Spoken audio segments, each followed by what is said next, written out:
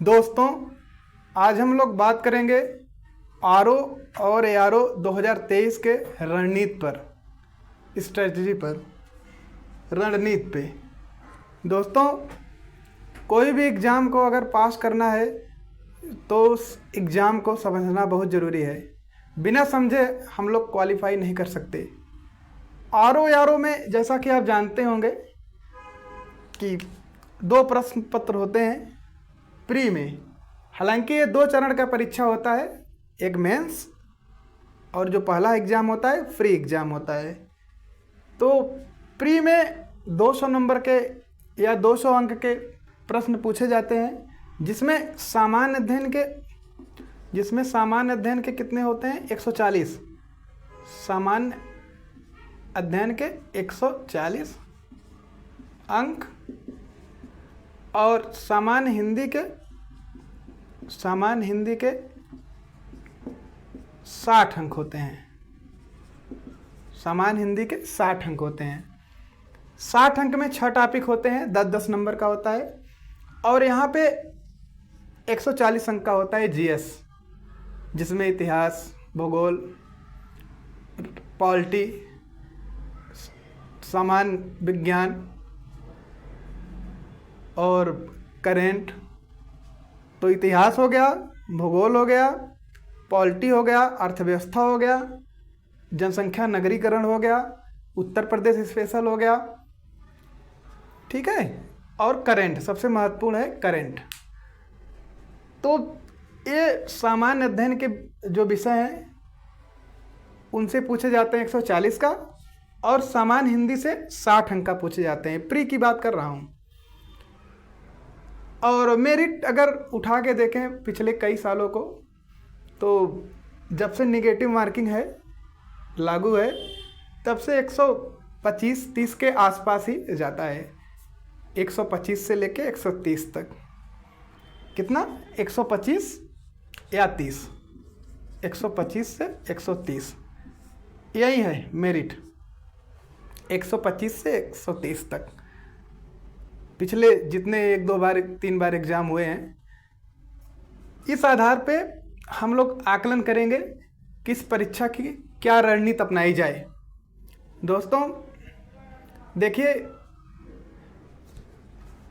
लोग कहते हैं कि कई यूट्यूबर को हमने देखा कि 90-85 जीएस में बना लीजिए, हिंदी में 55 कर लीजिए, 58 कर लीजिए, 60 कर लीजिए। लेकिन दोस्तों मैं आपको बता दूं, ये सिर्फ कहने की बात है, सच्चाई से कोसों दूर है। सच में देखा जाए तो सही रणनीति लोग नहीं बनवा पाते, या फिर उस पर सही विचार अपना नहीं रख पाते। इतना कहकर स्टूडेंट को हतोत्साहित कर देते हैं। स्टूडेंट समझता है कि इतना अंक कैसे होगा या नहीं होगा। और दूसरी बात, परीक्षा जब 3 महीने हो तो ये बिल्कुल संभव नहीं है कि इतना अच्छा सा पेपर हो जाए। दोस्तों मैं आपके साथ इन मुद्दों पे बात करूंगा अभी, लेकिन सबसे पहले हम समझ लेते हैं विषय की क्या रणनीति होनी चाहिए, कहाँ से प्रश्न ज़्यादा पूछे जाते हैं। आरओ एआरओ देखिए, लोग कहते हैं पीसीएस और आरओ बिल्कुल सेम एग्ज़ाम है, लेकिन बिल्कुल अलग है। पीसीएस के लिए अलग रणनीति और आरओ के लिए अलग रणनीति। आपको बता दें, पीसीएस और आरओ बिल्कुल दोनों एग्जाम अलग है। ठीक है, जीएस का पेपर समान है, मानते हैं, लेकिन पूछने का तरीका बिल्कुल अलग है। पीसीएस में एनालिटिकल प्रश्न पूछे जाते हैं, विवरण दिया होता है, लेकिन इसमें फैक्ट पूछे जाते हैं। आरओ एआरओ में फैक्ट पूछे जाते हैं, जो कि समझने से ज़्यादा रटना होता है। इसमें 2-3 विषय को महत्वपूर्ण स्थान दिया गया है, जैसे उत्तर प्रदेश। यूपी पीसीएस में उत्तर प्रदेश से उतने प्रश्न नहीं पूछे जाते हैं जितना इससे पूछे जाते हैं। इसमें तो 10 से 12 प्रश्न पूछ लिए जाते हैं आरओ एआरओ में, यूपी स्पेशल से। जनसंख्या नगरीकरण से 4-5 सवाल पूछ लिए जाते हैं।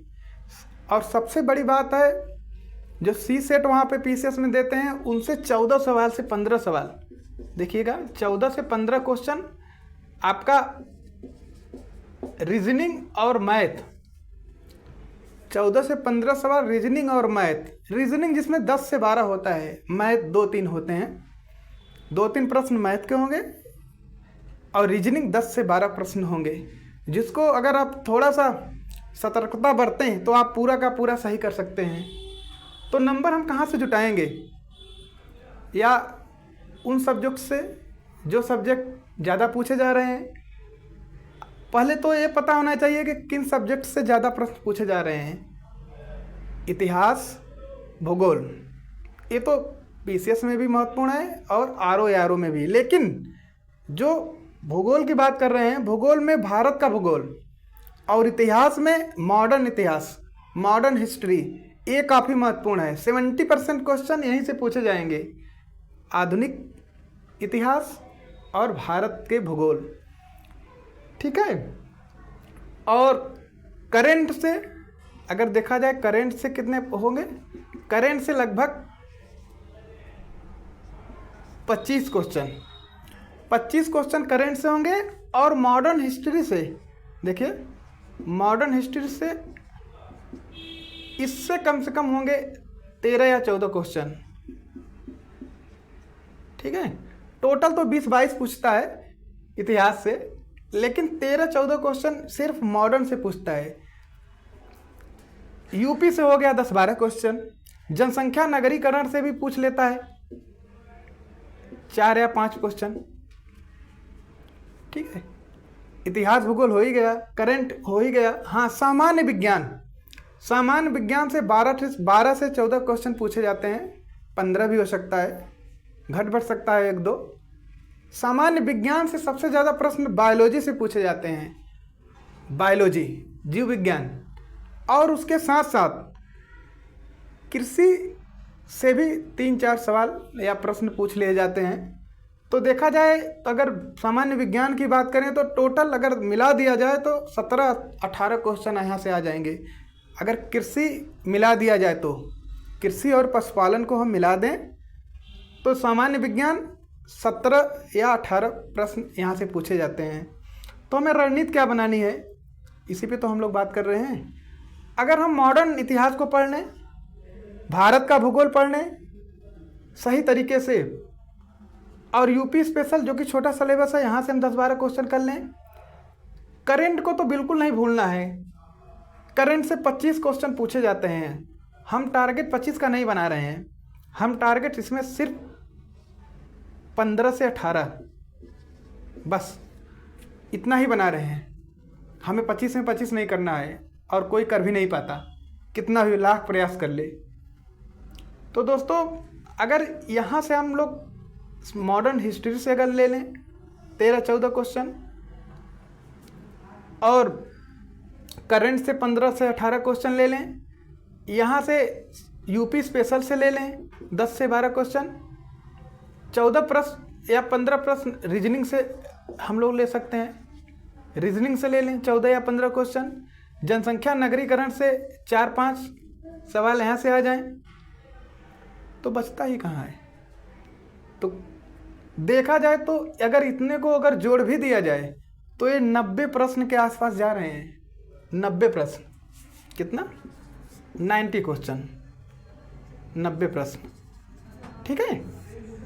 हमें 90 नहीं करना है, हमें 90 भी नहीं करना है।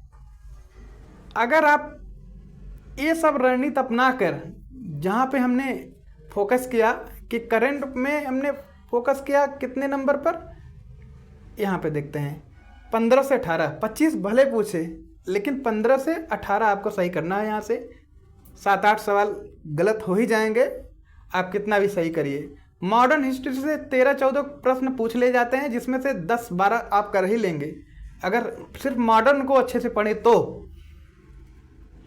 करंट और मॉडर्न हो गया, ये आपका मॉडर्न हिस्ट्री हो गया। भूगोल से हम भारत का भूगोल पढ़ेंगे, जिसमें से 10-12 सवाल पूछे जाते हैं। 10 से 12 क्वेश्चन पूछ ले जाते हैं, 10 से 12। भारत का भूगोल बहुत इजी होता है, यहाँ से प्रश्न को हल करना। भारत का भूगोल, ठीक है। तो 90 प्रश्न बैठते हैं अगर इस रणनीति से पढ़ा जाए तो, इस पर फोकस करके पढ़ा जाए तो। और हिंदी के देखते हैं, हिंदी में 60 नंबर के पूछे जाते हैं। 6 टॉपिक होते हैं जैसा कि आप जानते हैं, 10-10 नंबर के होते हैं। लोग तो कहते हैं 60 में 60 लाइए, 58 लाइए, लेकिन ऐसा नहीं होता। कुछ की बात हम नहीं कर रहे हैं, आधा % की बात। हम एक सामान्य स्टूडेंट की बात कर रहे हैं। आप यहाँ कुछ मत बनाइए, सिर्फ 50 प्लस करिए, 60 छोड़िए, 50 प्लस करिए। और यहाँ 90 को भी छोड़िए। आप यहाँ पे आप सिर्फ 75 प्लस करिए। दोस्तों देखिए, आपका सिलेक्शन पक्का है। 75 प्लस आप सामान्य अध्ययन में करिए और सामान्य हिंदी में आप कितना करिए?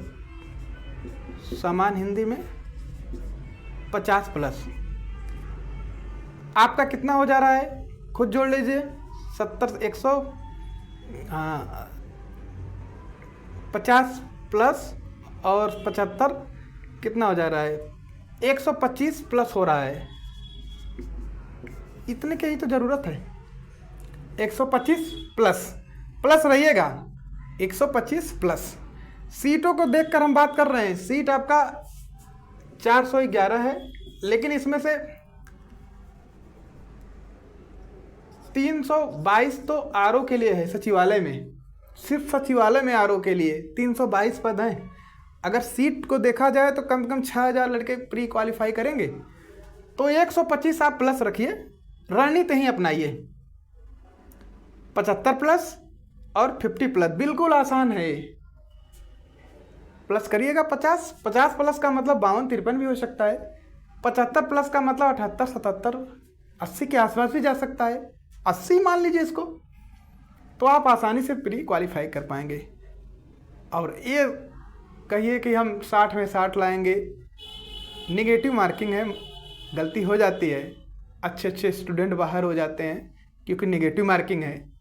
तो आप इस रणनीति का पालन करिए। देखिए, मेहनत तो करना होगा, लेकिन मेहनत करने के साथ साथ सही दिशा में करना होगा। मेहनत तो सभी करते हैं, लेकिन जो सही दिशा में करेगा वही लक्ष्य को प्राप्त करेगा। तो मेहनत करिए, लेकिन सही दिशा में, रणनीति के साथ। आरओ एग्ज़ाम, एआरओ बहुत कठिन एग्ज़ाम नहीं है।